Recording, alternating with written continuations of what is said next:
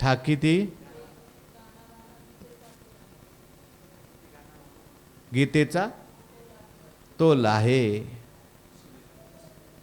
म्हणजे गीतेचं हे अवतार्य आहे. गीता ही साक्षात भगवान परमात्मा आहे. असं असल्यामुळे गीतेचं अवतार्य असल्यामुळे ते श्रवणे आपलं समर्थाचे पंक्ती भोजने तळल्या वरल्या एकची पक्वाने. गीता म्हणजे समर्थ देणारी आहे. गीतेने त्या ठिकाणी आपल्याकरता भोजन मांडलेलं आहे. कोणतं भोजन गीतेमध्ये आहे? बरं, मोक्षाचं. आणखीन सगळंच आहे हो गीतेमध्ये भोजन. तुम्हाला शांतीचं भोजन आहे, तुम्हाला आनंदाचं भोजन आहे, तुम्हाला वैराग्याचं भोजन आहे, तुम्हाला प्रेमाचं भोजन आहे. सगळी पक्वान्न गीतेमध्ये आहेत. गीतेने भोजन तयार केले. कोणती कोणती पक्वान्न तयार केली? सगळीच पक्वान्न गीता माऊलीने तयार करून ठेवलेली आहेत सगळ्यांच्या करता. हां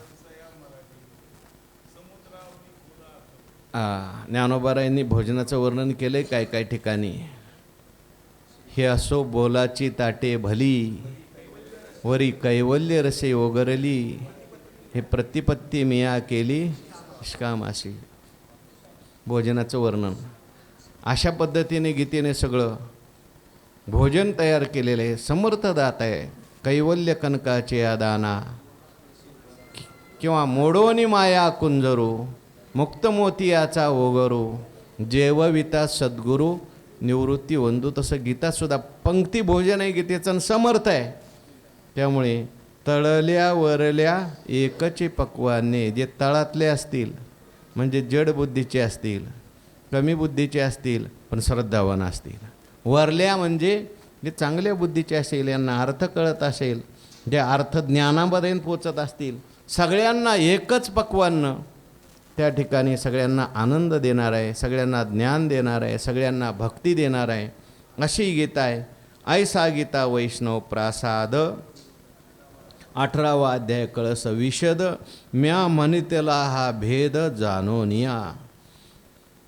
म्हणून असा प्रकारचा हा वैष्णव प्रासाद आहे. गीता म्हणजे काय आहे?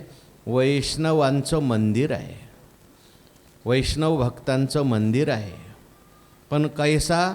असा हा वैष्णव प्रसाद आहे. तळल्या वरल्या एकचे पक्वाने.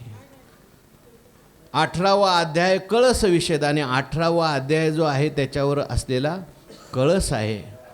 परंतु विशद म्हणजे स्पष्ट असलेला हा 18वा अध्याय वर ठेवलेला आहे.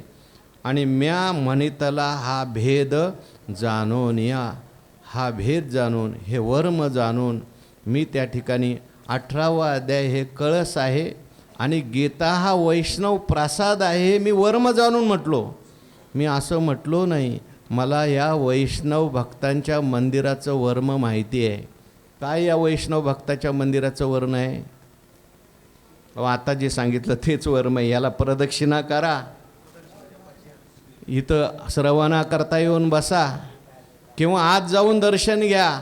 सगळ्यांना मोक्ष देणारं हे मंदिर आहे आणि याच्यावरचा आता हा कळस आहे. म्हणजे ह्याच्या कळसाच्या दर्शनाने सुद्धा तुम्हाला हा सगळा लाभ होणार आहे. हे वर्म जाणून मी 18वा अध्याय स्पष्ट कळस आहे असं म्हटलो. आता सप्तदशा पाठी अध्याय कैसेनी उठी, तो संबंध सांगी दिठी दिशे तैसा. आता मूळ 18वा अध्यायाचा जो विषय आहे त्याला सुरुवात करायची. त्याचा विचार आपण उद्याच्या प्रवचनात करू. उद्या 3 वाजता प्रवचन आहे. पुंडलिक वरदा हरिविठ्ठल श्री ज्ञानदेव तुकाराम. विठ्ठल विठ्ठल विठ्ठल विठ्ठल. पुंडलिक